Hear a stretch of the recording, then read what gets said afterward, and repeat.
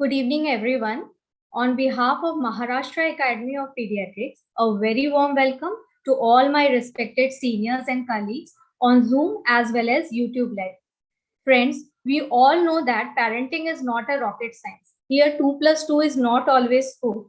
Parenting is an art which requires dedication, improving communication, building positive relationship, as well as disciplining kids from toddlers to teens, and then encouraging children and adolescents to feel positive about themselves and becoming a winner in their life.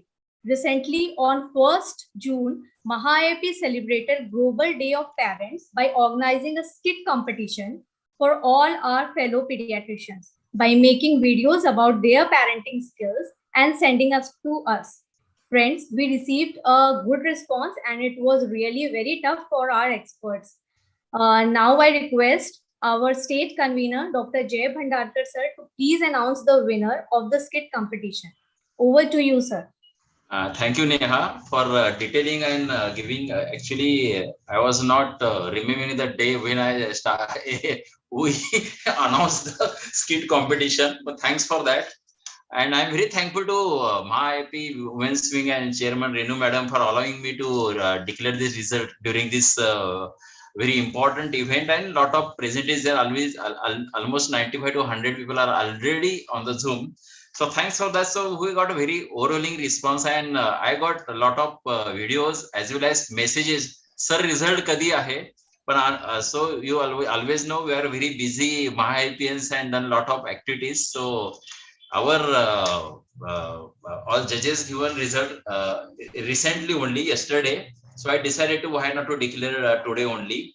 So I declared the result of parent skit competition. And the first team is from the IIB Thane.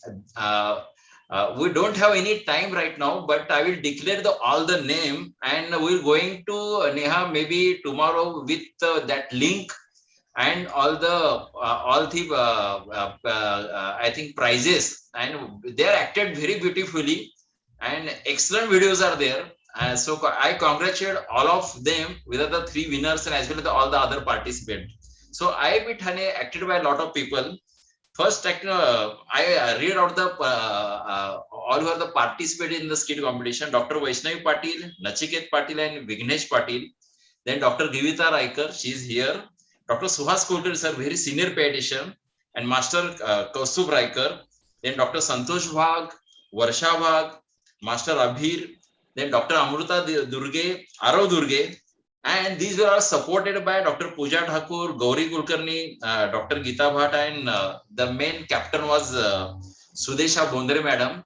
So congratulations to IIP Thane for doing excellent work. And they called me, sir वेळ गेली आमच्या 2-4 ऍक्टर्सला corona झालेला आहे, तर आम्हाला वेळ extension मिळेल का? आय सी डोंट वरी, तुम्हाला जसं वेळ मिळेल तसं कम्प्लीट करून पाठवतो. I congratulate them, and they have done very beautiful videos. You're going to watch from tomorrow or on the group. Then second team, yes, second team. I always expect my own Raigad IIP people to participate, and we have very stalwart and very enthusiastic member, Dr. Rajendra Chandurkar, and his better half, Dr. Rajesh Chandurkar, and they have done a wonderful job. They are the second skit competition winner. And with them, Miss Savedna, because they are done a job on the say no to the junk food. Then they covered a topic of smoking, alcohol, drugs.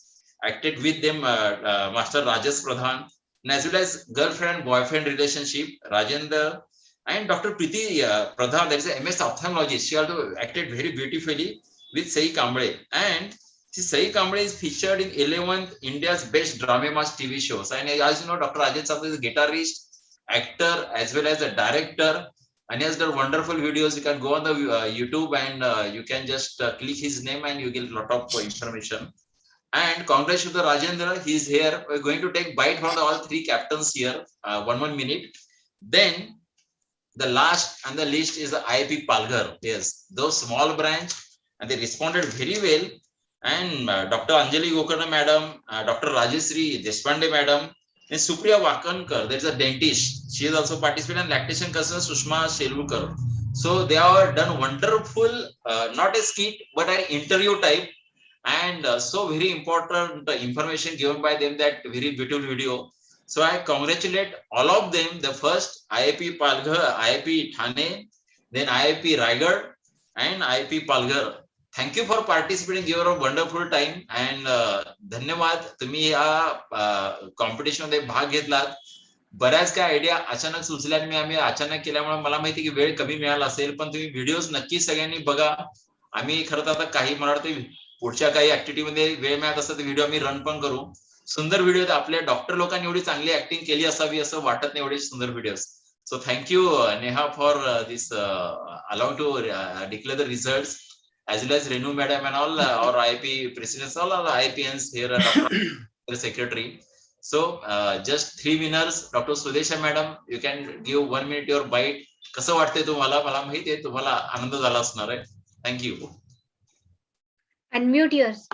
Unmute करा madam पटकन. Thank you. Thank you Neha madam and Jay sir, and congratulations to all the winners. So let's move on to our session of Tuesday takes 6th session. Good evening all. On behalf of Maha-IP and Women's Committee Maha-IP. Dr. Sonali, Dr. Yes. Jay has requested Dr. Sudesha to say for a minute, please. Okay, sir. Okay. Please. Sorry Sudesha for madam. that. Sudesha, yes. Freeze झालंय. It's really great. Actually, it was me and Dr. Gauri Kulkarni, and we wanted to do something. लेकिन हो नहीं रहा था. People were calling sick, and then eventually it turned out they did it on their own, and we compiled it, and it was really fun. I think we should have such occasions more often, so that because this is a different thing which we do. अपना रोज का तो patient होते ही है, but this was something shooting करने का, फिर वो compile करने का. It's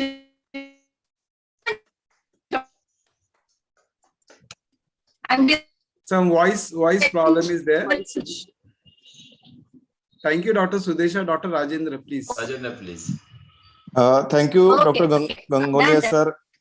Thank you, Dr. Gangolia sir, Dr. Jai Bhandarkar sir, and Neha.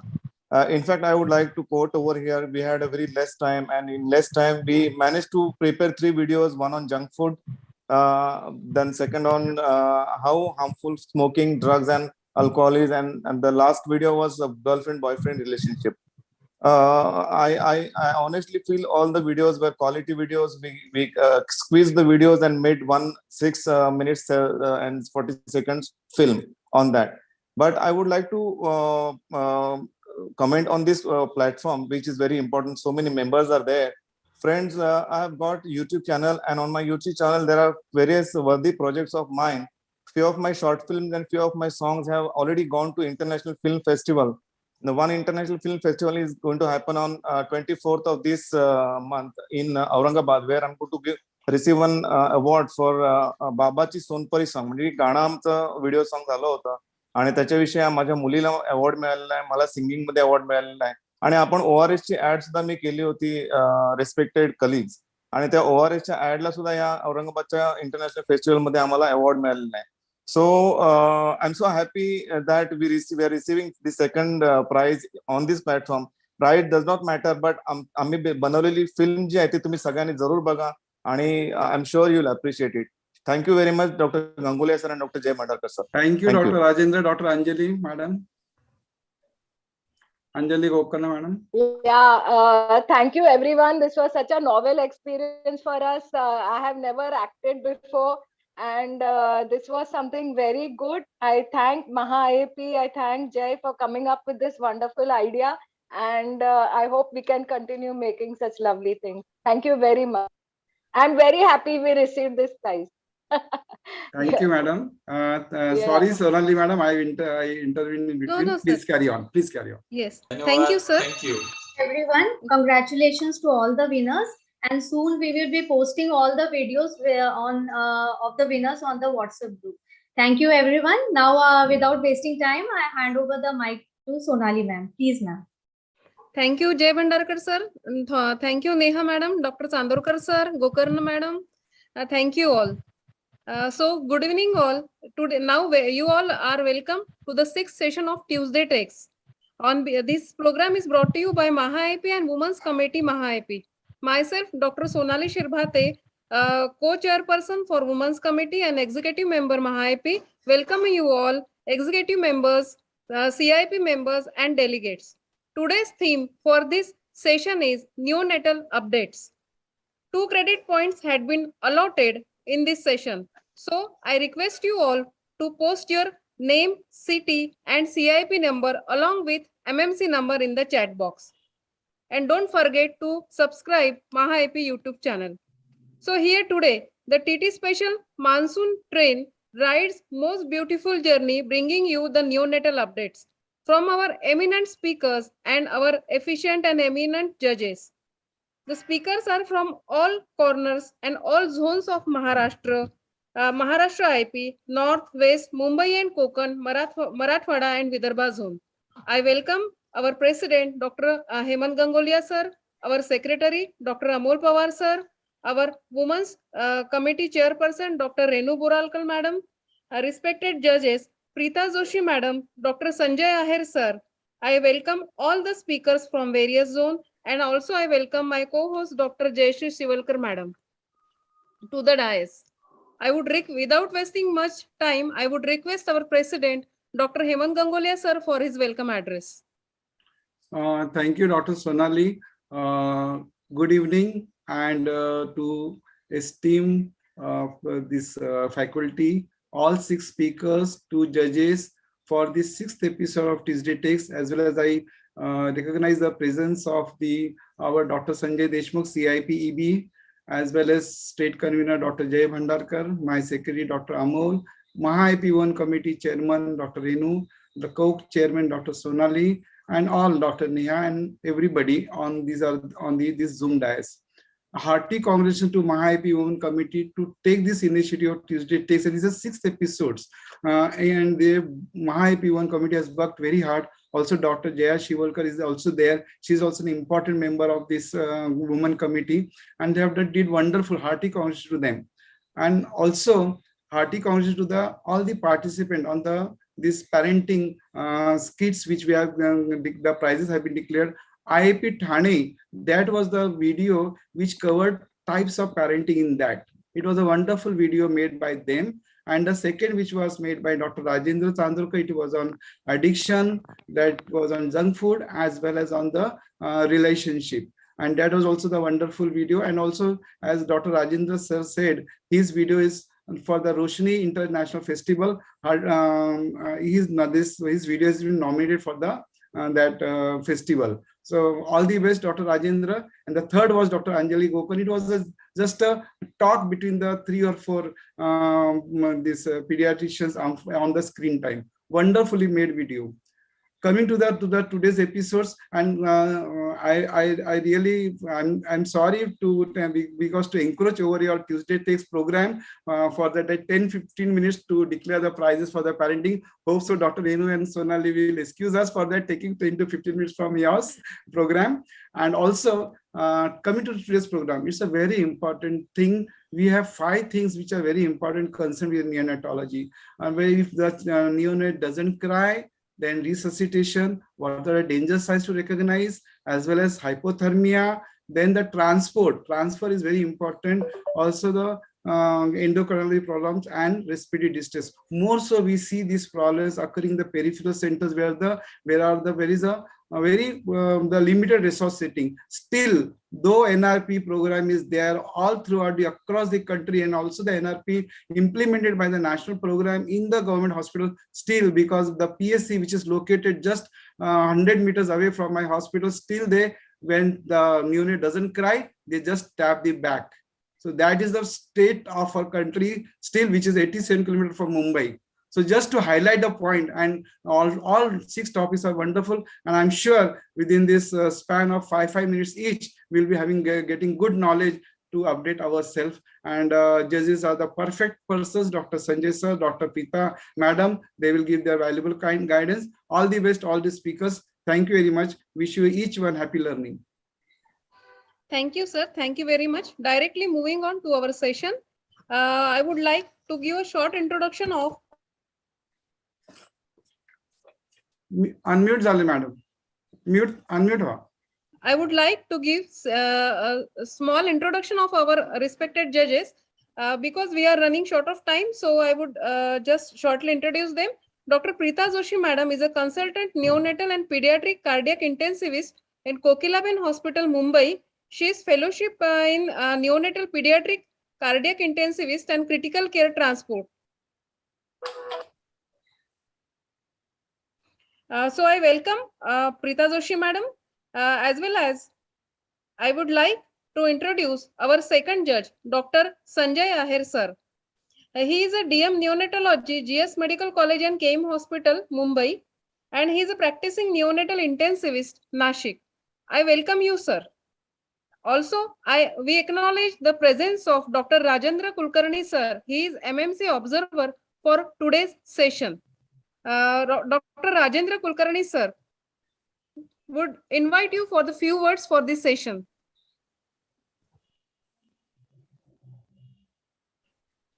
So, welcome all respected judges. Now I hand over mic to Jayashree Shivalkar Madam for further proceeding. Good evening, everybody, and welcome to this wonderful session with very important topics. And we have eminent judges, Judge Madam Dr. Preeta Joshi Madam, and we have 3 speakers. So right away we will start with the session and very important topic, which is neonatal danger signs, what is normal and what is abnormal. And we have Dr. Amrita Bhaviskar from Thane, who will be delivering this session. Dr. Amrita Madam, please. I invite Thank you, for Madam. Good evening to all. Thank you for the wonderful opportunity to present us such an esteemed platform.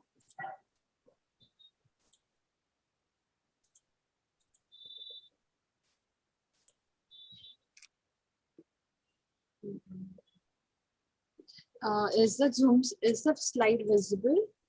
No. Not yet, Madam. Yes, now they are visible. Okay.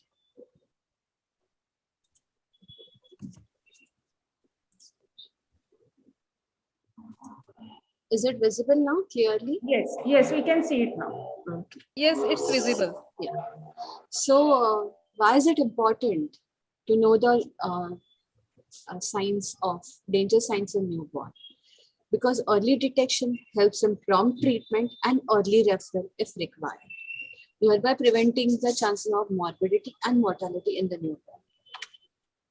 The problems that we face in early diagnosis is because the signs are not very specific, or it's difficult to detect in a preterm or a very low birth weight babies. Hello? Hello? 7 point. Yes, ma'am, we can hear you. Yeah. In a term baby who were normally feeding earlier, sudden change in the feeding pattern, lethargy, and poor sucking is suggestive of an early sepsis, whereas in preterms, little difficult to assess, but it could be because of cold stress as well as immaturity. Capillary refilling time is a very good indicator of tissue perfusion. Normally, it is less than 3 seconds. A prolonged capillary refilling time is suggestive of either a hypotension, hypothermia, acidosis, and also an indicator of early sepsis. Here we see the capillary refilling time is prolonged. Then comes the respiratory system. Tachypnea is one of the indicator of respiratory distress. A respiratory rate of more than 60 is suggestive of respiratory distress associated with intercostal substrate retractions, an audible grunt, and central cyanosis may be present. Also, presence of apnea, which was not there earlier, is an indicator of early sepsis in a term or a preterm baby. Here we see the retraction, intercostal, subcostal retractions. A body temperature is also an important indicator. Hypothermia, both. In the early, the cold stress could also be a reason for the baby to maintain, not able to maintain the temperature. But if there's a hypothermia or a hyperthermia, we're worried about it. Failure to pass meconium within first 24 hours should alert a pediatrician that there's something going wrong with the baby. Delayed passage could be because of the meconium plug syndrome, which is very common, Meconium ileus, which usually occurs on day 2 of life, and functional ileus common in the preterm or a septic child. Also, if a baby presents with abdominal distension or vomiting, we need to rule out Hirschsprung's disease, which is commonly present, and intestinal obstruction, and accordingly treat. The failure to pass urine within the first 48 hours, that is usually 2 days, is suggestive of we should exclude the obstruction, uropathy, and urgenesis. Then vomiting could be also present in a newborn baby. But when should we be concerned? When there's a meconium aspiration and the baby is vomiting amniotic fluid, or a systemic illness such as congestive cardiac failure, IVH, asphyxia in the baby, and the metabolic disorders need to be ruled out. Babies usually do not have diarrhea, but if present, the breastfed babies usually don't come across with the diarrhea, but it could be infected because of improper feeding habits. Also, maternal ingestion of drugs and metabolic disorders, thyrotoxicosis, or maternal drug addiction could result in a diarrhea in our babies. Central cyanosis and peripheral cyanosis. Peripheral cyanosis, aqueous cyanosis usually present at birth when we see the extremities are blue, but central cyanosis need to be investigated properly. The common cause of central cyanosis in babies could be pathology of Fallot, transposition of the great arteries, truncus arteriosus, tricuspid atresia, and TAPVR, that is total anomalous pulmonary venous return. Then comes the jaundice. The yellowish discoloration of the hands and the soles is usually suggested that jaundice is very high. Here I have shown the grading, and we need to rule out whether it is a physiological or pathological jaundice and investigate accordingly. If the physiological usually occurs after 24 hours, whereas pathological is seen before 24 hours, increase in the bilirubin is 5 microgram per kg per day, whereas in physiological, it is less than 2 milligram per kg per day. Also, if the baby is soon after birth, if you notice that baby is sinus, there's a choking, there is frothing at the mouth. Also, during feeding, the baby gets sinus or the baby has significant respiratory distress, we need to rule out esophageal fistula by passing a red rubber catheter beyond 8 to 10 centimeters from the mouth. So, in case of suspected cardiac diseases, cyanosis, tachycardia, murmur, hepatomegaly, shock, and cardiomegaly should be seen for. Abnormal weight loss pattern in a babies. In a term baby, more than 10%, and in a preterm baby, more than 15%. And also more than 15% acute weight loss need to be investigated properly. So the summary overall is, we need to look for the abdominal distension, lethargy, bleeding, hypothermia, jaundice in the form of yellowish discoloration of the soles and the palms, respiratory distress, cyanosis, excessive weight loss, convulsion, vomiting, and diarrhea. Thank you. Very well presented in time, Dr. you. Amrita. Yes. Now I invite Dr. Preeta Madam for her opinion. Yeah, so at the outset, I want to thank IAP for the invitation, and also want to say a word about all the speakers doing these talks within 5 minutes. I think many of us would find it difficult to cover these within even 20 minutes. So I think it's an amazing job. Just going over what Amrita just mentioned, just giving a few pointers for all the pediatricians who are listening to us, is that I would like to divide what Amrita said age-wise. So when the baby is born, there are few danger signs that you need to keep in mind, that you need to look for. We generally tell our residents to look for 3 or 4 things. And one is look at the patency of the nares. So pass the tube down, then check the patency of the anus. Look if you have a scaphoid abdomen. These are the things that should not be missed at the delivery time. And then later on, during the stay within the hospital, which babies stay for 2 to 3 days, look out for jaundice, look out for weight loss, like she just mentioned, and also the femoral pulses. And do not forget now to do the pulse ox saturation for all babies who are getting discharged. So these 4 things at the time of discharge should be documented. Then later on, when you see our little newborns in the OPD, remember to not again miss the femoral pulses, because sometimes the duct is patent beyond day 3 and we may not find it at the time of discharge. So listen for a murmur, feel the femoral pulses. Any baby, when the mother is concerned of not feeding well enough, having excessive weight loss, should be investigated further. Do not miss out on jaundice again. So these are the important signs in addition to the cyanotic heart diseases that she just mentioned. But well summarized, Amrita. Good job. Thank you, madam. Any questions from the audience on this topic? We can take it now. Yes, we can go ahead with the next topic, that is neonatal resuscitation and referral. Again, very important topic. And we have Dr. Sonali Pardi from North Zone, Nashik, to give the orientation on this session. I welcome Dr. Sonali.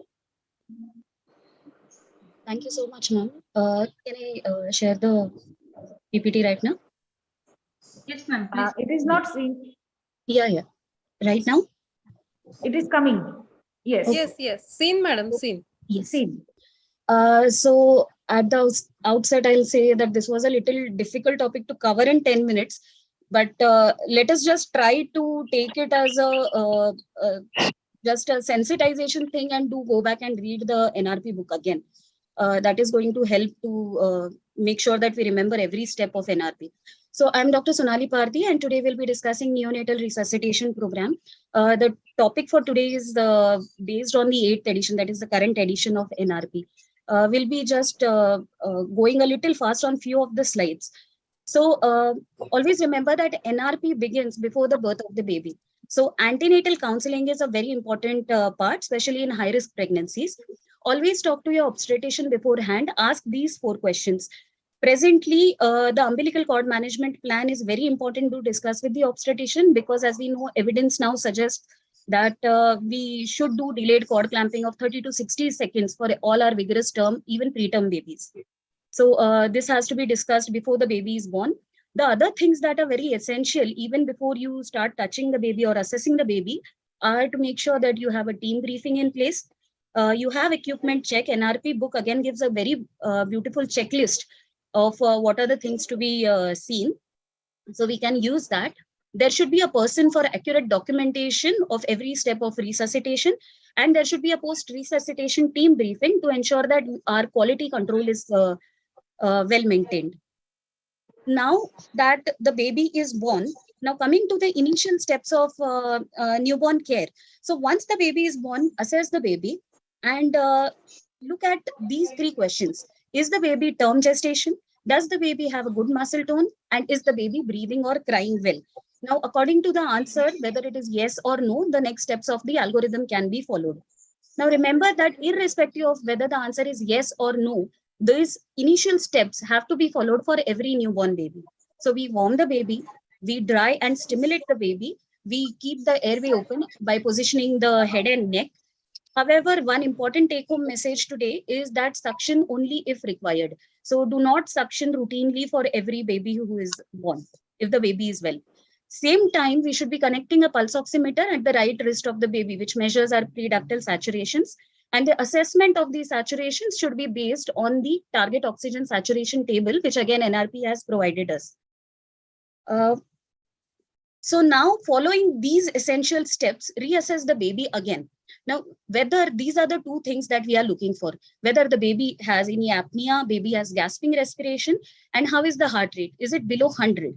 If either of these questions is yes, then it's the time to start our positive pressure ventilation. Now, we know that we can start our PPV by using our self-inflating bag, which is our ambu bag. We can use an anesthesia bag, or more preferably, we should be using a T-piece resuscitator for giving PPV. Now, PPV should be started at room air for any baby who is 35 weeks gestation or older.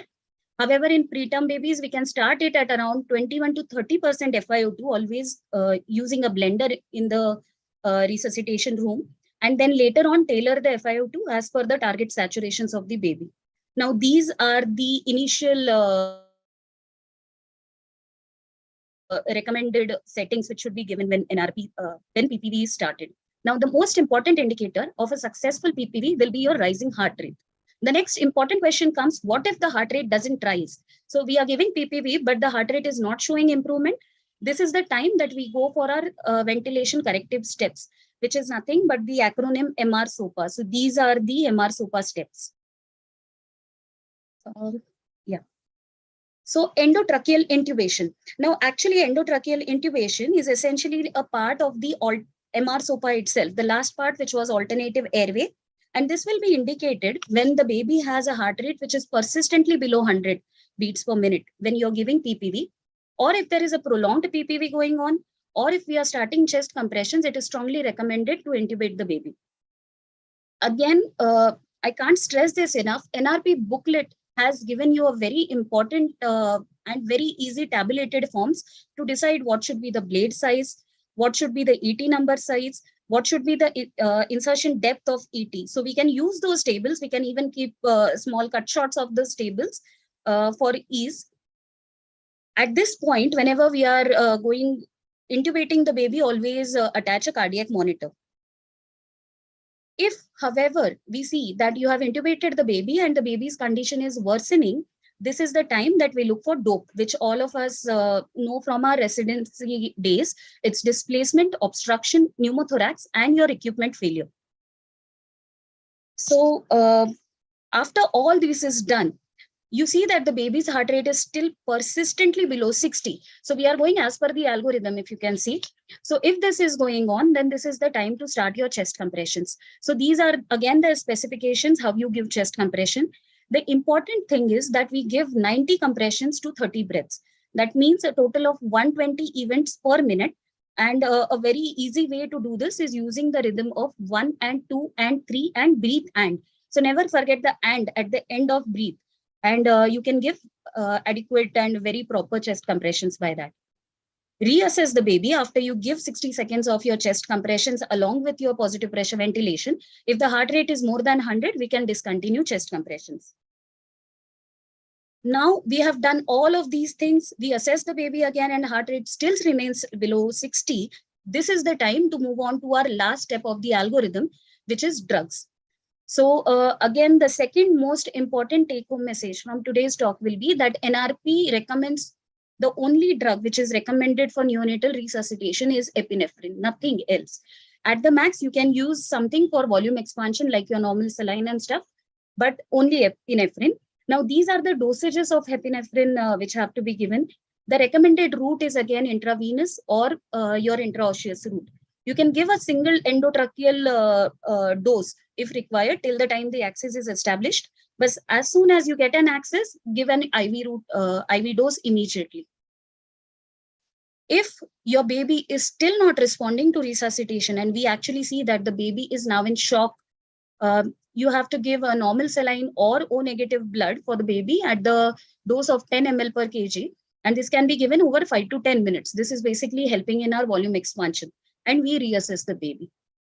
Now you have done every step of this algorithm perfectly well. And still at the end of 20 minutes, you see that sadly the baby, we don't find any heart, then this is a reasonable time frame for stopping our resuscitation efforts. So initially it was 10 minutes, but now NRP recommends 20 minutes. So after everything is done, what next? So this is the last part of our talk today, which is the baby who needs referral. A very simple and straightforward rule. Any baby who requires any degree of resuscitation beyond our initial steps of stabilization, that is PPV and beyond, needs to be referred for your post-resuscitation observation and care in NICU. And whenever indicated, always offer therapeutic hypothermia. And if it is offered, do initiate it promptly within 6 hours for the betterment of the baby. Now, we have seen entire NRP. This is one table. I'm not actually having time to discuss it, but I insist. I've given a reference for the table. Do go and read up this table. It is freely available on AAP website. And this gives us the newer changes in NRP. So in conclusion, we all want to do right for the baby, but it's actually more important not to do wrong. And this only can happen after we get trained properly for NRP. Thank you. Thank you, Dr. Sonali, for this wonderful session with good pointers to important point as well as some important mnemonics. I invite Dr. Preeta Madam for her expert opinion. Yeah, so again, very well presented, Sonali. Keep it up.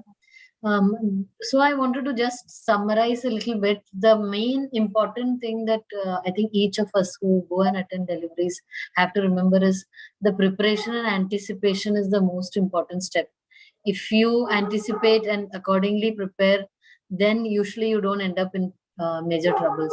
And for that, you always keep that delivery room or the place where you're going to resuscitate always ready for a baby who might have an issue.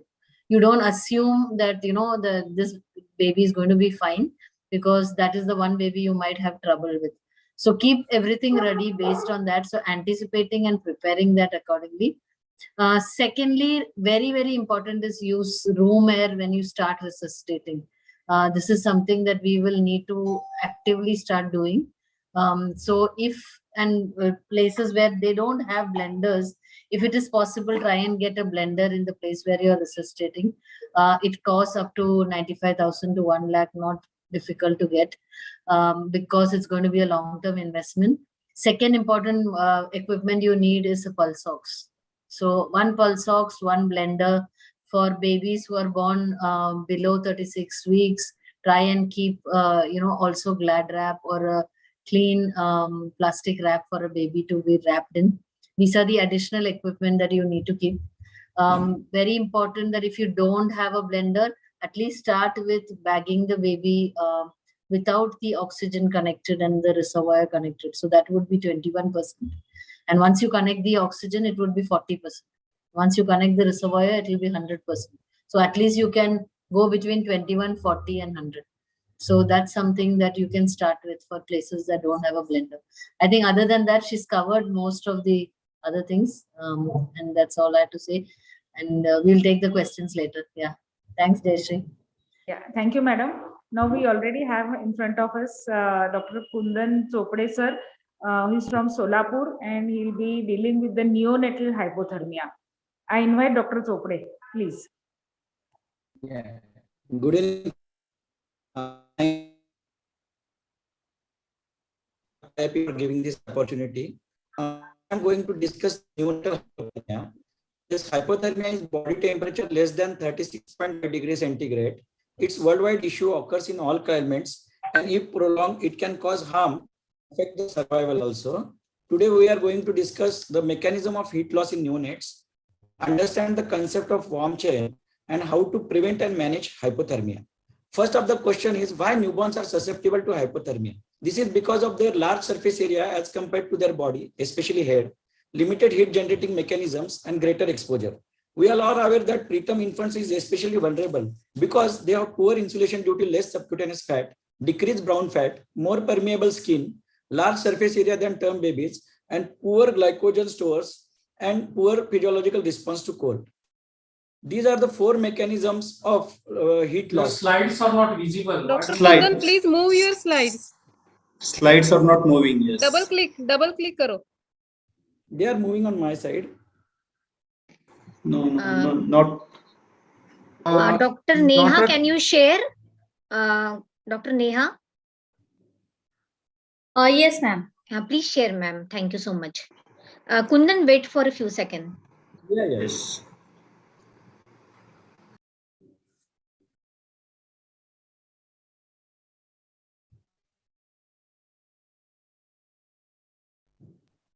Till that, Dr. Ahir, sir, would you like to comment on the resuscitation? Okay, the slides are shared.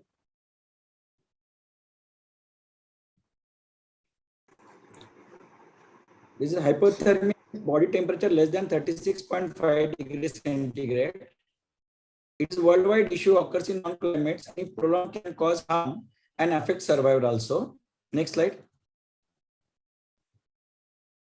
Today we are going to learn the mechanism of heat loss in neonates and understand the concept of warm chain and how to prevent and manage hypothermia. Next slide. Why newborns are susceptible to hypothermia? It is because of their large surface area, limited heat generating mechanism, and greater exposure. And we all know that our preterms are more vulnerable for hypothermia. That is because of poor insulation due to less subcutaneous fat, decreased brown fat, more permeable skin, large surface area than term babies, and poor glycogen stores and physiological response to hypothermia. Next slide. And these are the 4 mechanisms of heat loss. Next slide, please. Conduction, radiation, convection, and evaporation. Radiation is heat dissipates from the infant to colder object in the environment. Convection is heat loss from skin to moving air. Evaporation is heat is lost through conversion of water to gas, and conduction is heat is lost to the surface where the baby lies. Next slide. This is very important concept, thermoneutral environment. It is the nothing but narrow range of environment temperature at which the basal metabolic rate of the baby is at minimum and oxygen consumption is least, and the baby maintains its normal body temperature. Next slide. This is the thermoneutral zone slide. No need to mug up this slide. This chart can be printed out and kept in our NSU or in our NSU so that we can maintain the thermoneutral zone. Next slide. This is grading. There are various grading for hypothermia, but I have taken as all our clinicians for management purpose. We can grade as a mild hypothermia between 35.5 degrees centigrade to 36.4 degrees centigrade, and significant hypothermia if it is less than 35.5 degrees centigrade. What are the causes of hypothermia? It is because of excessive heat loss because of cold environment, wet baby, cold linen during transport, and various procedures like bathing, blood sampling, and surgeries. Poor ability to generate heat, especially in preterms, and poor metabolic heat production. That is because of deficiency of brown fat in preterm and small for gestational age babies. CNS damage because of hypoxia, intracranial hemorrhages, hypoxia, and hypoglycemia. Next slide. What are the clinical manifestations of hypothermia? Initial signs are very important. We have to pick up baby in initial signs only, that is pallor, acrocyanosis, cold extremities, mottled skin due to peripheral vasoconstriction. The basic thing is that you should put your dorsum of hand, one on abdomen and one on the extremity. If both are normal temperature, then baby is euthermic. If abdomen is warm and cold extremities are cold, baby is going in cold stress. And if abdominal temperature and cold extremity temperature both are cold, then it is going in severe hypothermia. Late signs are lethargy, bradycardia, apnea, poor cry, poor suck, feed, hypotonia due to CNS depression. Then increased metabolic rate causes hypoglycemia, and immunological system depression like risk of sepsis, DIC, and scleroderma is there. And one important point is failure to weight gain can be sign of chronic cold stress. Next slide. Common situation where hypothermia can occur is at birth in delivery rooms, during changing of nappy and clothes, and in malfunctioning of heat source or removing the baby from heat source, and while transporting the baby. Next slide. These are the very important. As we know, prevention is better than cure. These are the 10 steps of warm chain that should be followed. Delivery room should be warm. Resuscitation should be done with warm equipments. Immediate drying of the baby should be done with dry towel. Skin to skin contact should be promoted with mother. Breastfeeding should be begin within 1 hour. Bathing should be postponed till next day or up to 1 week in preterm or low birth weight babies. Appropriate clothing should be used. Mother and baby should be rooming in practice should be followed in 24 hours. Professional alertness is very important, and warm transportation, that is well wrapped skin to skin contact. Then few words regarding kangaroo mother care. All are aware about this kangaroo mother care. We all know the benefit, that is better thermal protection of neonates, increased milk production, increasing exclusive breastfeeding rate, then improving weight of the baby and improving emotional bonding. Next slide. This is the management of hypothermia. We have to remove cold and wet clothes and cover the baby adequately with warm clothes. Cap should be used because as we are seeing, the head is the most large portion of the baby.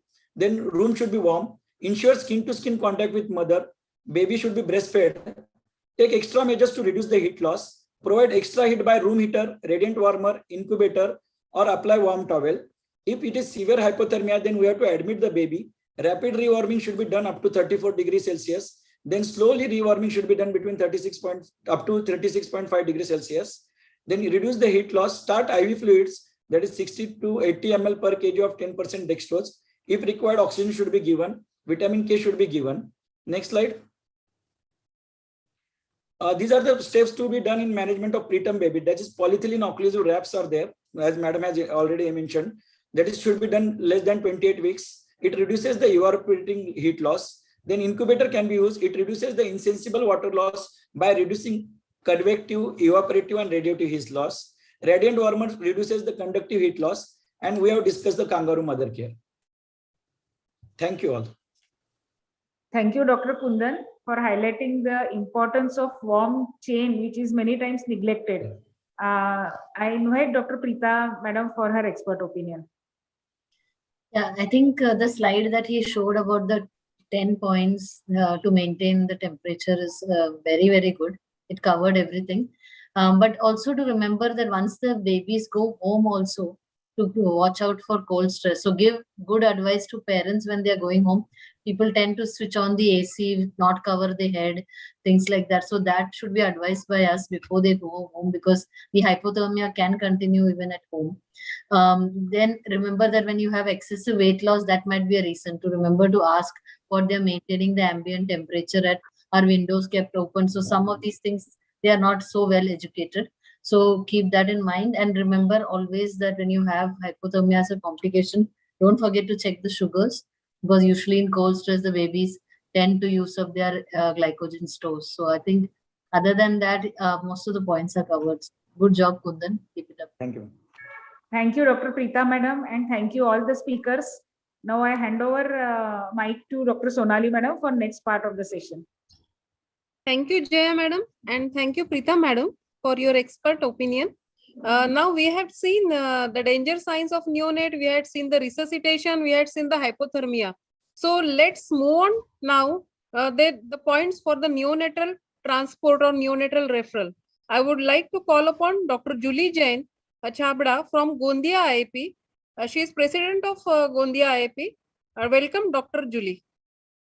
Yeah, thank you first of all for giving me this opportunity through the prestigious platform. I thank all the team members. Now, because we have time constraint of 5 minutes, I'll go with my topic of neonatal transport. As we all know, first, I would like to define. Just a minute. Yeah. Let's define what is neonatal transport first. Neonatal transport may be defined as the act of moving a neonate from one facility to another to allow the provision or a level of care or type of services which is not available at the former center. Here, I would like to highlight that whenever possible, maternal transport prior to birth is the most preferable mode of neonatal transport, that is in utero transport. If we are already aware of the neonatal condition where a level 3 or care will be needed, in utero transport should be done. The types of neonatal transport could be for upliftment of care, like for care which is not available, CPAP, ventilator, ECMO. Second type of neonatal transport will be step down, that is transferring back to the birth hospital for routine care.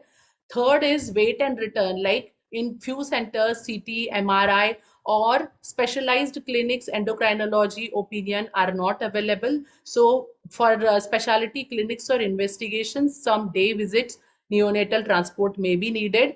And intra-hospital transport, this is the most common type of neonatal transport we see day in, day out, where the baby is delivered in the delivery room or OTs and then may need to be shifted in the same city or in the same hospital to an ICU setup. The most common indications for transport I have highlighted here is the prematurity, gestational age less than 32 weeks or birth weight less than 1.5 kg, respiratory distress, apnea requiring higher level of care, that is CPAP, ventilation, hypoxic ischemic encephalopathy level 2, level 3, persistent pulmonary hypertension of newborn where 2D echoes, other facilities, central lines will be needed, congenital heart diseases and arrhythmias, congenital anomalies or surgical emergencies which require immediate attention, and seizures which are uncontrolled by a first line of drugs.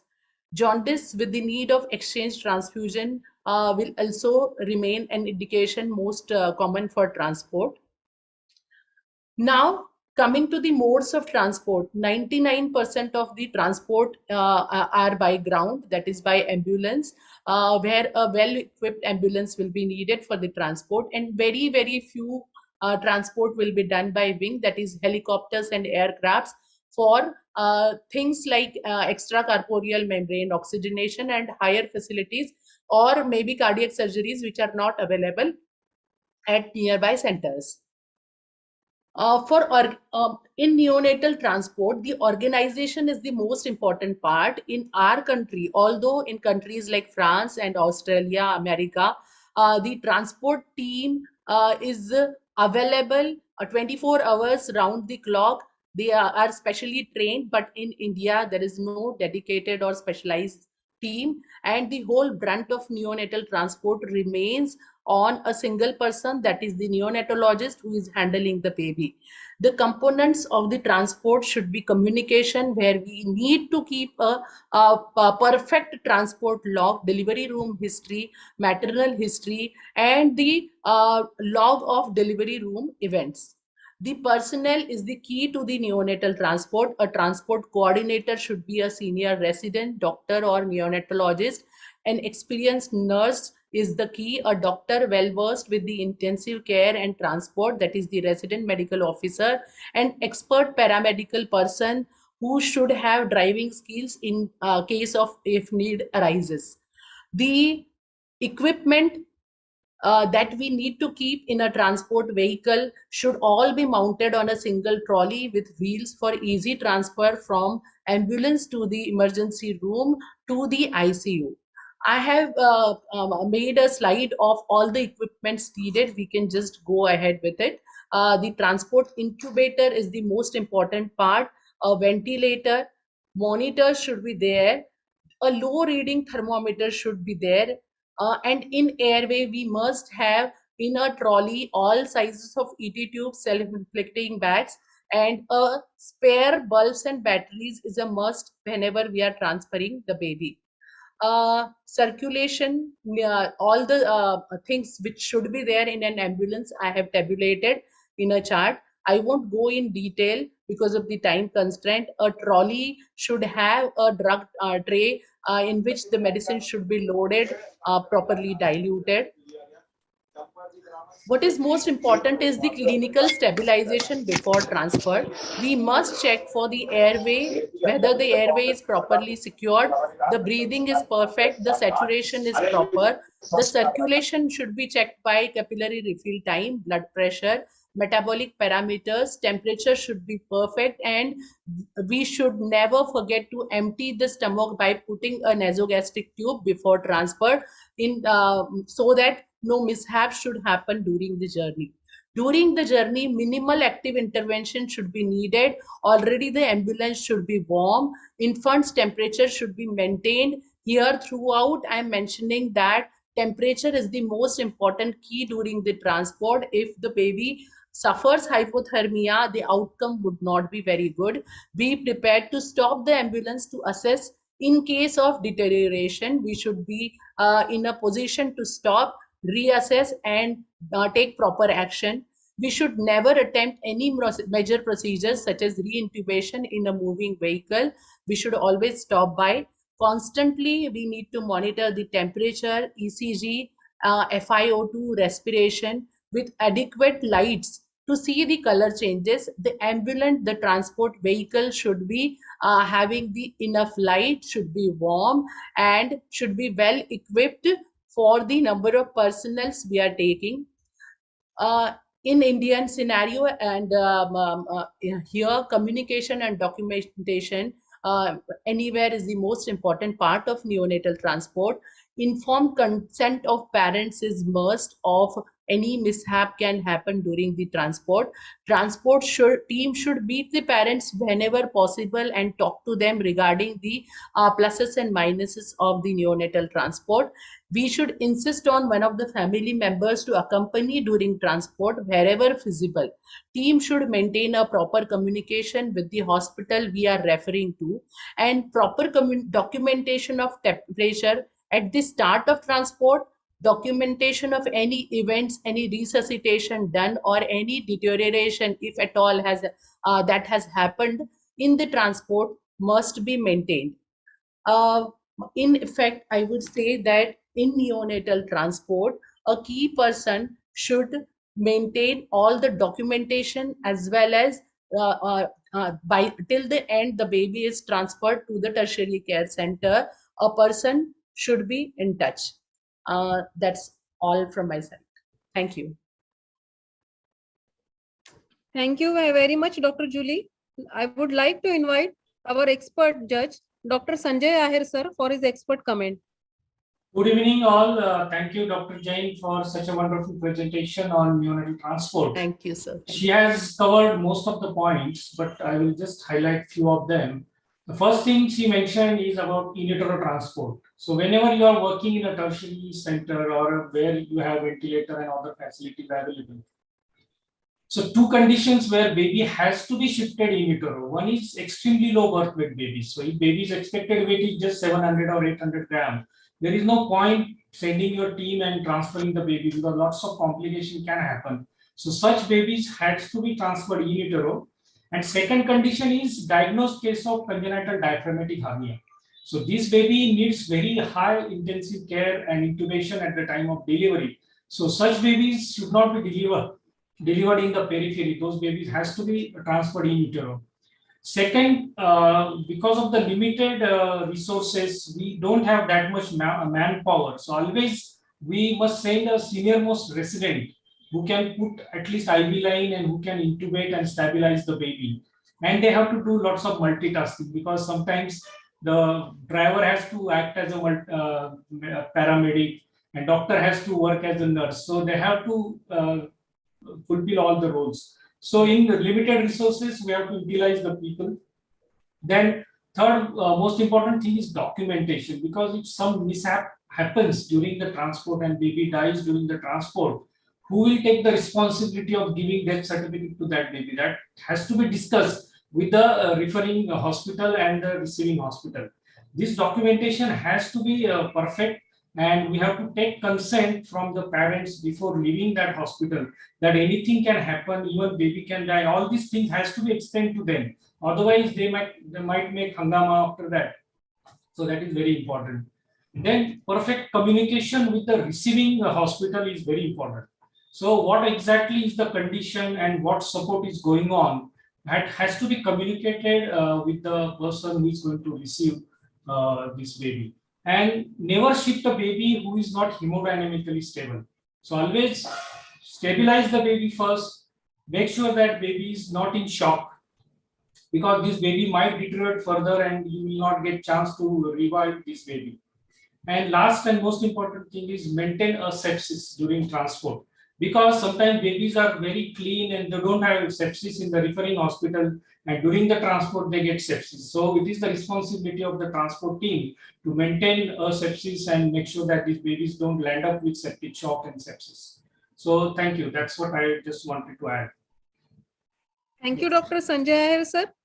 Now moving on to the endocrinal conditions, especially in neonatal hypoglycemia, I would like to call upon Dr. Nikhil Lohia from Nagpur IIP. He is pediatric and adolescent endocrinologist. Welcome, sir.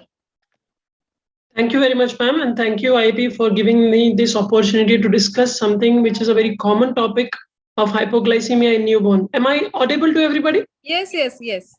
Thank you very much. So, why are we discussing hypoglycemia? Because until we understand this, we won't be able to make sense of what we are going to discuss in next 4 minutes.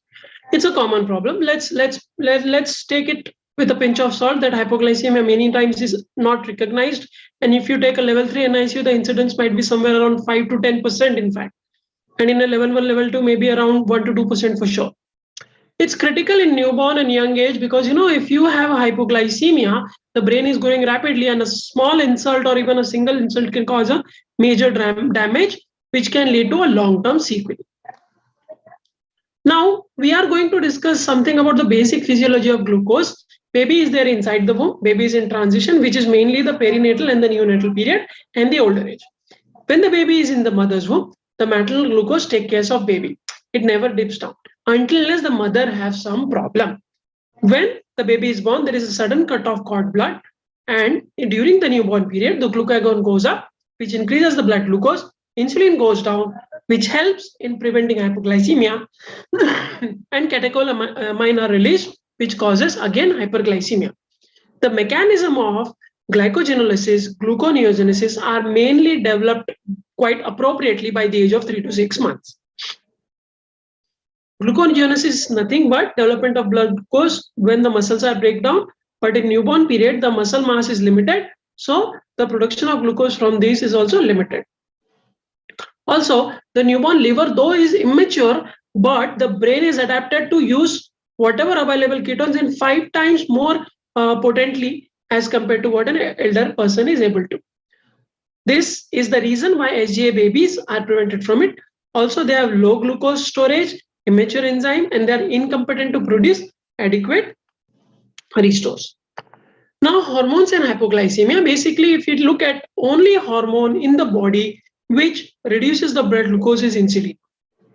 This is the only hormone in the body which reduces the blood glucose, and hence it's of paramount importance for us to know what does it cause. It causes glycogen synthesis, decrease in glucose production, and peripheral uptake of glucose from the blood going into the cell.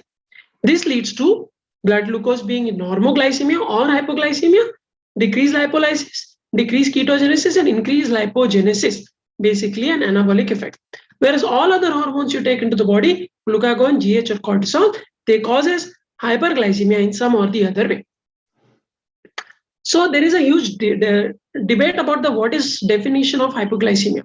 So what we are going to see here is the operational definition of hypoglycemia. It is whenever the blood glucose is less than 50 in the baby who is less than 48 hours of life, whenever the baby's blood glucose is less than 60 after the age of 48 hours of life, and whenever it is 70 for a newborn at a higher risk of persistent hypoglycemia, we should act on it. A newborn older than 48 hours should be able to sustain the blood glucose by about 60, more than 60 and 70 for up to 6 to 8 hours, even on fasting. If that doesn't happen, there's definitely something wrong. Who are the babies who are at risk for hypoglycemia? Whom should we screen? Let's take it by one. Birth weight, whether low birth weight, high birth weight, or IUGR. Preterm babies are more susceptible. If there is a maternal history of diabetes or drugs like propranolol, beta blocker given, then they are at high risk. Sepsis, obviously those who are prone for sepsis are prone for hypoglycemia. Perinatal distress, significant hypoxia, those babies are having, they are prone for hypoglycemia. Hypothermia, any inborn error of metabolism if suspected, that means acidosis and acidotic breathing and other parameters. Any congenital anomalies, specifically in the midline, hepatomegaly, micropenis, and DSDs, these babies are prone for hypoglycemia, so they should be checked and surveillance should be done for them for hypoglycemia. What is the approach for operating for hypoglycemia? Let's keep it in mind. Whenever there is a hypoglycemia, don't left and right do whatever it comes to. There is a simple protocol. If the blood glucose is less than 75, don't wait. Take a critical sample, immediately give IV dextrose, give a bolus, and if it is fine, continue with IV dextrose based on how the response is. If it is between 25 to 50, give a trial of feed. Repeat the blood glucose after an hour. If the blood glucose remains above 50, okay, just keep on feeding baby regularly. Keep monitoring every hourly, 2 hourly, and then switch over to 4, 6 hourly, depending on the response. If it is less than 50, treat with IV dextrose, just like less than 25. GR formula here I have mentioned. It is just ml per kg per day of IV fluids into 0.007 into % of dextrose. What investigations to be sent for a persistent hypoglycemia? First, we have to send a blood glucose to confirm by lab method whether it's hypoglycemia or not. Second, ketones, very important. You don't do any investigation, just do a ketones. Your life will be much easier. Whether it's hypoketotic or ketotic hypoglycemia, majority of the disorders can be handled if they are ketotic. If they are non-ketotic, you have to be really alert. Then it is going to be hyperinsulinemia or it is going to be fatty acid oxidation defect. Insulin, yes, if you have the luxury, send it. Cortisol, sepsis screen, growth hormone, free fatty acids, lactate, ABG, ammonia. All these investigations are not necessary. It should depend on what stage of hypoglycemia you are seeing the baby and what resources are available to you. What are the drugs which are used in persistent hypoglycemia? Now, the drugs used are dependent on the etiology. Let me reinforce this once again. The drug used are dependent on the etiology. So if there is hyperinsulinemia, diazoxide is a very good and efficacious drug, but it should be used only in hyperinsulinemia. Glucagon infusion can be used depending on how and what stage and where you want to use it. Octaviotide, yes, when there is diazoxide resistant hypoglycemia, octaviotide will be of use. Lanreotide, yes, it's a long acting, it's a depot preparation, can be used as a substitute to octaviotide. Hydrocortisone should not be used unless it is an adrenal insufficiency. I repeat, don't use hydrocortisone if it is not adrenal insufficiency. The reason I am saying this, because the dose which hydrocortisone, mainly pediatricians and neonatologists are starting, is very high. We have seen baby coming with Cushing syndrome. We have seen baby coming with adrenal insufficiency because of this hydrocortisone as a long-term side effect. So my Tuesday takeaways, a few points which I have derived apart from what I have discussed. Hypoglycemia is common. It needs a very systematic and thorough approach. Diagnosis is dynamic. Many times you feel that the baby is because of SGA sequelae, low reserve. Then later you come to know that this is hyperinsulinemia. At times you get to know that this is GHD. At times you get to know that this is adrenal insufficiency. So the diagnosis is dynamic. It can change over the course of treatment. Hypoglycemia at birth, be on your toes until it is proven it is pathological. I repeat, if at birth the baby is having symptoms of hypoglycemia and you find that the blood glucose is low, consider it pathological until it is proven. Babies who are born preterm, those who are SGA, needs glucose monitoring due to low reserve. Hypoglycemia with any midline defect, think of endocrine causes, mainly pituitary hormone deficiency. Hypoglycemia with dyselectrolytemia, consider adrenal pathology or CAH or DSD. Drugs to be used only depending on the etiology of the cause of hypoglycemia. With this, I would like to conclude. Thank you very much. Thank you, Dr. Nikhil. Would like to invite Dr. Ahir sir for his expert comment. Yeah, thank you, Dr. Nikhil, and a very good summary by an endocrinologist himself. So this was regarding the theory. I will just give some practical tips for the pediatricians. So whenever we get a baby with hypoglycemia, we treat it with dextrose bolus. So make sure that you don't give 25% dextrose bolus, especially in extremely low birth weight babies, because this causes rebound hypoglycemia and it can cause intraventricular hemorrhages. So always use 10% dextrose for bolus in hypoglycemic babies. Never use 25% dextrose, because still now we get babies who have received bolus of 25% dextrose. We should stop that practice. The next thing is don't give IV dextrose more than 12.5% through a peripheral line. Always go for an umbilical line. So whenever you see a baby who is going to land up in severe hypoglycemia, always preserve umbilical cord and keep it wet so that we can put umbilical line immediately. Third thing is documentation of brain injury by MRI is very important for prognostication. So always make sure that you do MRI before discharge, or best time is at the 3 months of age. MRI has to be done in a baby who was symptomatic, like he had seizures. And for simple calculation of glucose infusion rate, we can use IV rate. Suppose baby is on 100 ml per kg multiplied by the percentage of dextrose. If baby is on 10%, so 100 multiplied by 10 divided by 144. So that will give you a simple calculation of glucose infusion rate. That is very important. What glucose infusion rate is going on, depending on that we can change our strategy. So thank you very much. I just wanted to add something. I'm allowed to, is it? Yeah, go ahead. Yes, madam. Yes. Okay. So maybe Nikhil can just mention what it is. So when the baby has hypoglycemia beyond the normal reasons that we think about, okay, which is IDM or sepsis or the common things where we know it is related to that. But if you have persistent hypoglycemia, remember to send a critical sample. So that is extremely important. Nikhil, you want to mention what you want to send in that? I think it's just important when you have persistent hypoglycemia to know what are the tests that you can. Yes.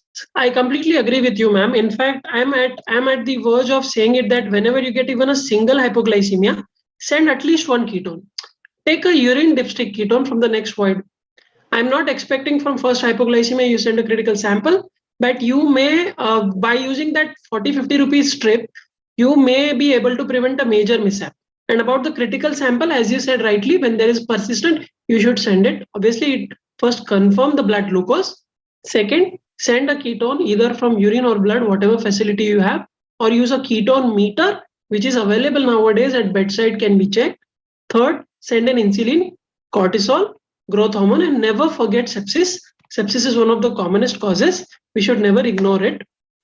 And if you have the luxury, then you can do, or if you're suspecting IEM or ammonia is elevated by any chance, you have found it, you can do a lactate, you can do a blood gas and free fatty acids. Free fatty acids are not commercially available, so it might be difficult. But yeah, these things can be done.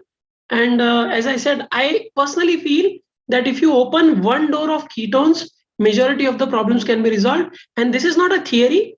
I have done this and this has been happening with me. We do get a lot of hypoglycemias. In a span of 1 year, we got some 25 hypoglycemias who had either neonatal episode or having persistent hypoglycemia. And we have about 7 of them, we have diagnosed endocrine conditions. So what I'm trying to say is ki just do one ketone at least, apart from your routine protocol as an endocrinologist, so that things will be open for you if it goes bad. Thank you, Ahir sir. Thank you, Preeta madam, for your expert comment. An excellent presentation, Dr. Nikhil sir. Now I would like to welcome Dr. Swapnil Giri from Hingoli IIP. He is DNB Pediatrics Fellowship in Neonatology. So welcome, Dr. Swapnil Giri sir. Thank you, madam, and good evening to all. For his topic on respiratory distress in newborn. Thank you, madam. Good evening all, and thank you, my IIP, for allowing me to give this presentation on this topic. This is a very common topic, and most of the reasons of why the babies get admitted in NICU because of respiratory distress. I'm asked to cover this huge topic in 5 minutes, but I'll try to do whatever is possible, and we'll start with the presentation. So respiratory distress is a cause of significant morbidity and mortality in NICUs. So incidence is around 4 to 6% in live birth, and most of them are preventable causes.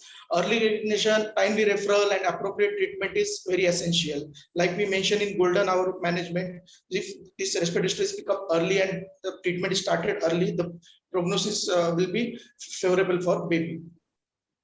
So how do we define respiratory distress? Respiratory rate more than 60 per minute with retractions, grunting, with or without cyanosis. So whenever baby is having a respiratory rate more than 60 retractions and grunting, then we say the baby is having respiratory distress.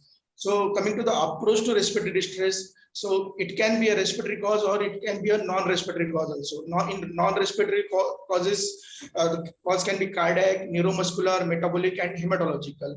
Respiratory causes are most common, and in which there comes pulmonary and extrapulmonary. In pulmonary, what we most commonly see is RDS, transient tachypnea of newborn, neonatal pneumonia, Meconium Respiration, pulmonary hemorrhage, pneumothorax, and congenital lung disease. In extrapulmonary, there is an upper airway problem, lower airway problem, mediastinal masses, ribcage anomalies, and diaphragmatic pathologies. So according to the time and presentation and gestational age, we can further divide this respiratory distress into preterm babies and term babies. In preterm babies, when the baby present in less than 6 hours old, the causes are most common causes are like hyaline membrane disease, congenital pneumonia, lung anomalies, and shock. And when baby is more than 6 hours old, in preterm babies, the causes are congenital pneumonia, congenital heart disease, pulmonary hemorrhage. In term baby in less than 6 years old, the causes are transient tachypnea of newborn, meconium aspiration, PPHN, asphyxia, shock, lung anomalies, and air leak syndromes. More than 6 hours, usually it is congenital pneumonia, polycythemia, and congenital heart disease. So whenever we get a baby with respiratory distress, we go by history, we can reach up to the diagnosis most of the times, like onset of distress, whether it's early or it's late, and it's progressing or it's just decreasing. So according to that, we can have some diagnosis in our mind. Gestational age-wise, it's whether it's preterm or term baby. Then one of the important factor, antenatal steroids, whether steroids were given or not to mother. Then predisposing factor like PPROM fever responsible for congenital pneumonia. Then maternal diabetes, which can give rise to the polycythemia, respiratory distress syndrome, HMD, and all these things can be contributed to because of maternal diabetes. Then Meconium strain amniotic fluid for responsible for meconium aspiration syndrome, fetal distress, history of fetal distress in mother, and responsible for fetal intrauterine asphyxia. Then previous sibling history of sibling death in neonatal period may be suggestive of some IMs. Then depending on the scans, whether there was history of polyhydramnios or oligohydramnios, polyhydramnios for tracheal fistula, oligohydramnios for any renal pathology responsible for associated pulmonary hypoplasia. Then examination wise, we have to see the severity of respiratory distress, according to which we'll manage the baby, whether distress is mild, moderate, or severe. That can be done on based on grading with Towns scoring or Silverman-Anderson scoring. The neurological status of baby in asphyxiated baby, blood pressure and capillary refill time in case of shock, then hepatomegaly for the congenital heart diseases, sinuses again for congenital heart diseases, and signs of respiratory failure, features of sepsis and malformation, which may give rise to give suspicion for surgical causes. Then when we have to suspect the surgical cause, when there is an obvious malformation, when there is scaphoid abdomen, just in case of diaphragmatic hernia, then frothing for tracheal fistula, and history of aspiration responsible for the aspiration pneumonia. And the common surgical causes which we see in NICU are like tracheal fistula, diaphragmatic hernia, low-virus emphysema, Pierre-Robin syndrome, coronal atria. They can give rise to the respiratory distress in newborn. So there are like Down score and Silverman-Anderson score which are available to assess the severity of the respiratory distress. Like in Down syndrome, score more than 7 is suggestive of impending respiratory failure. Score 4 to 7 is suggestive of severe distress. And in Silverman-Anderson score more than 6 is suggestive of impending respiratory failure, and score more than 10 is suggestive of severe respiratory distress. Then we'll just shortly go through one of the major pathologies responsible for respiratory distress in newborn, like RDS, hyaline membrane disease, most common in preterm babies, and the onset is early and it is usually progressive. That X-ray will be diagnostic for this condition. Like on X-ray, we'll see fine reticulogranular pattern, homogeneous opacities in both lung fields. The pathogenesis, as we all know, there is abnormal or decreased surfactant, which give rise to alveolar collapse and then impaired gas exchange and ultimately respiratory failure. Causes are like prematurity, asphyxia, and maternal diabetes can give rise to secondary surfactant deficiency. And protective factors are like steroid, most common important factor, steroids, whether there is history of steroid given in mother, betamethasone and dexamethasone. Then PRM and IUR to some extent can give rise to can prevent RDS. The treatment-wise, monitoring, supportive treatment with temperature stability, IV fluids, oxygen, and positive pressure ventilation with CPAP and ventilation. The specific treatment for RDS, depending on the severity, is surfactant. And for prevention, we should all have use of antenatal corticosteroids in preterm in mothers for preterm babies. The second cause, meconium aspiration, commonly seen in postterm babies. There will be cord staining of meconium staining of cord, nails, and skin. Onset usually is late and it is usually progressive. Thin meconium can give rise to chemical pneumonitis. Thick meconium can give rise to atelectasis, airway blockade, and air leaks. Transient tachypnea of newborn, usually benign condition, it settles with time, and babies good healthy, and it's not a sick looking baby. On X-ray there will be fissure fluid will be present, and it is due to the delayed clearance of lung fluids. Management is usually supportive and prognosis is good. Then congenital pneumonia, if there is any underlying history of PRM more than 24 hours, false smelling liquor, peripartum fever, unclean multiple vaginal examination, then we have to suspect congenital pneumonia in babies with respiratory distress. X-ray will be typical of patchy opacities in lung field bilaterally or even on single side. The treatment is usually thermoneutral environment, IV fluid, oxygen, and antibiotic depending on the bacterial flora.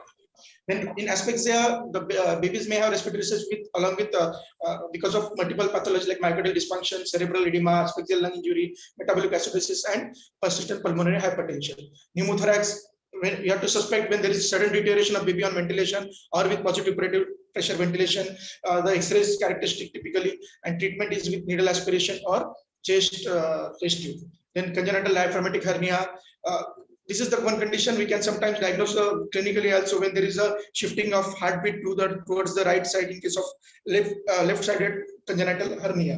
So treatment we have to suspect when the diagnosis is usually by X-ray and management is surgical after stabilization. Then persistent pulmonary hypertension may be primary or secondary because of meconium respiration, asphyxia, and sepsis.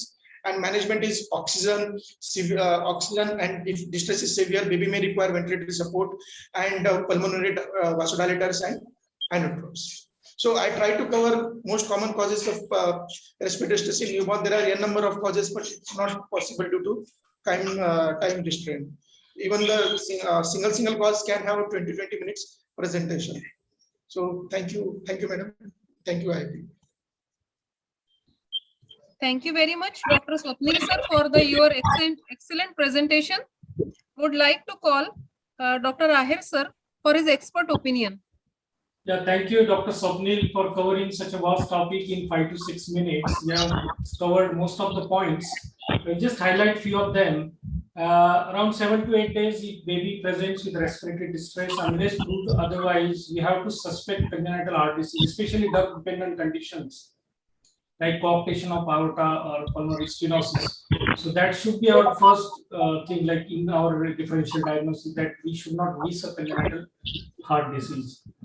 Then around day 4, day 5, sometimes inborn errors of metabolism can also present with respiratory distress. And very important, we have discussed during neonatal resuscitation and stabilization, we should not miss esophageal atresia and esophageal fistula, because early diagnosis can prevent further complications. So early diagnosis of this condition is very, very important.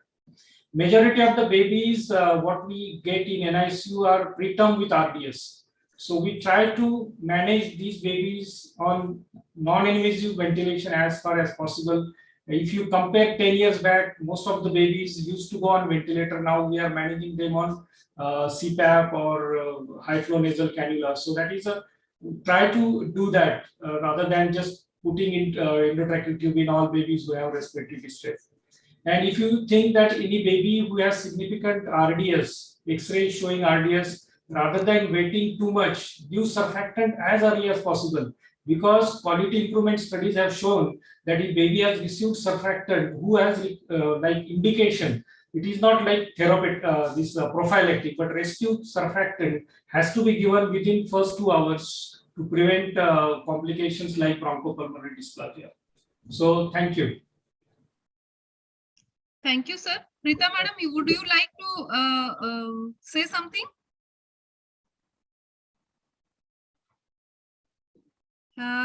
Okay. We acknowledge the presence of Dr. Rajendra Kulkarni sir, a senior pediatrician from Nashik. He is the MMC observer for this session. I would like to invite him for his few words about this session. Dr. Rajendra Kulkarni sir. Hello. I think he has not joined yet because the Zoom is full. Actually, 99 are there. Okay. We are very fortunate that we had got the eminent judges for this session, Dr. Ahir sir and Dr. Preeta madam, as well as all the speakers were very excellent. I would like to invite Dr. Amol Pawar sir for his secretary vote of thanks.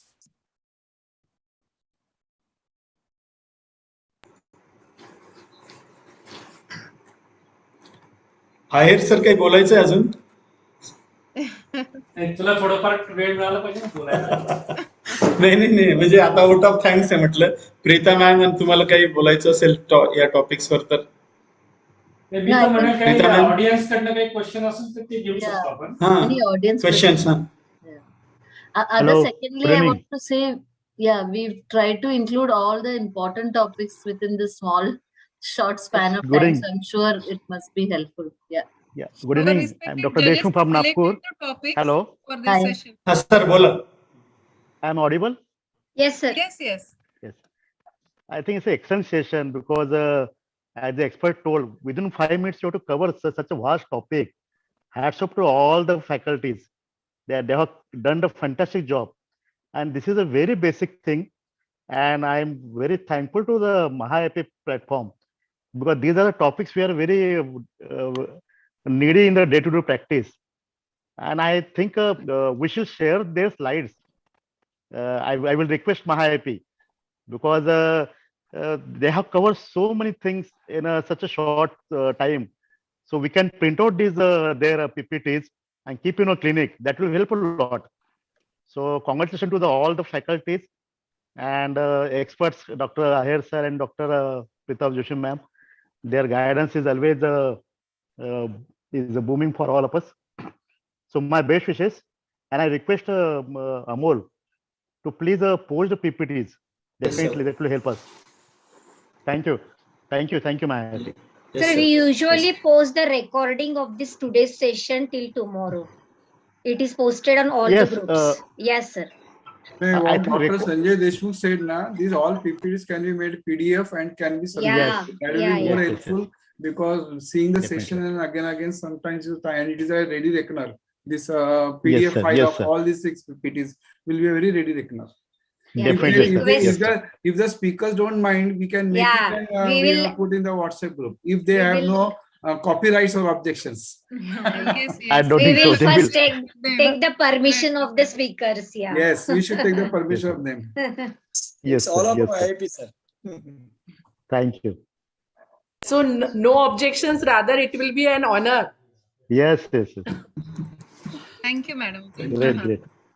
Then surely we will do that and we'll circulate in the groups. No problem. Thank you, sir. Thank you. Amol Rajendra Kulkarni sir आले वाटतं बहुतेक, मग एकदा फक्त बघा. नाही ना sir, group full आहे sir. नाही ना. आता जॉईन झाल्यासारखं वाटलं मला. नाही 100 क्रॉस केलं ना. Dr. Rajendra Paigan is joining. आता फोन उचलला नाही त्यांनी.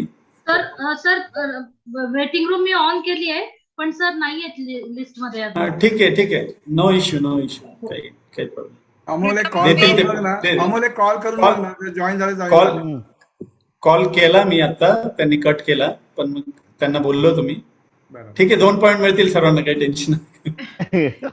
Preeta madam, we had so much of MMC points here, so that we don't have any questions. That is that our speakers were so much excellent and judges were so much expert that no questions was there today.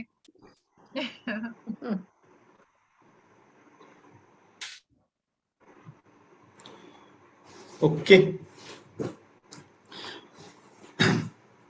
So I will start my vote of thanks. It was a very great learning session for all Maha-IPians, and rather I will say it was a revision of basics, what we have learned in our PG days, in front of both the stalwart judges, Dr. Ahir sir and Dr. Preeta Joshi ma'am, who both are neonatologists and mentor to many.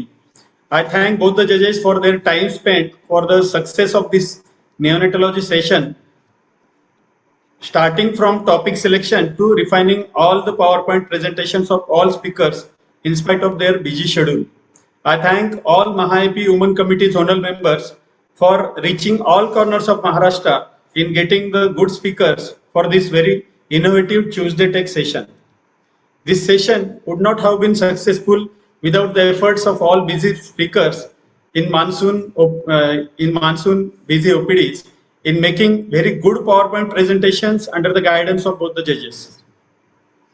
I thank all the speakers, all the 6 speakers, Dr. Amrita Bhaviskar from Thane IIP, Dr. Sonali Pardi from Nasika IIP, Dr. Kundanlal Chopde from Solapur IIP, Dr. Julie Jain from Gondia IIP, Dr. Nikhil Lohiya from Nagpur IIP, and last, Dr. Swapnil Giri from Hingoli IIP.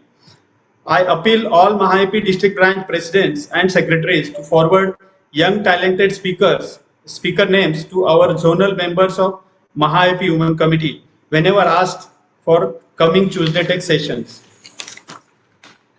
Then I thank my dear friend and mentor, Dr. Rajendra Kulkarni sir, in his absence, for his presence. Hello, for his, sir, he is on YouTube now.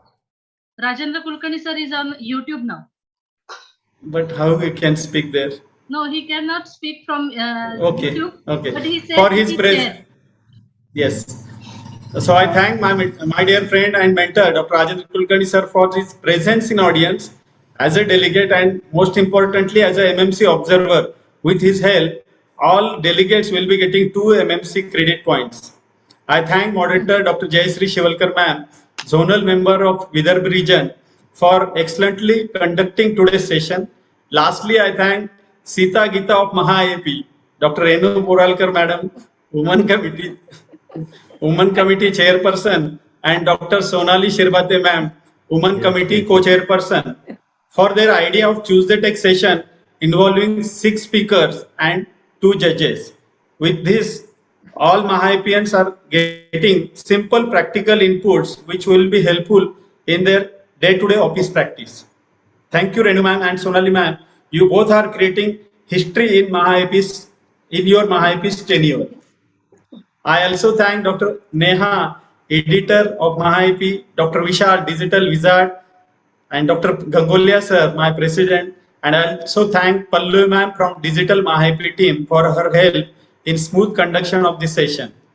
I am also indebted to full house on Zoom and also as well as on YouTube of all my dear Maha-APians. Please keep on supporting Maha-AP team for all our academic activities in next 4 to 5 months. Next Tuesday Tech session will be on 16th August, post Independence Day. Thank you once again to all of you and good night. Thank you.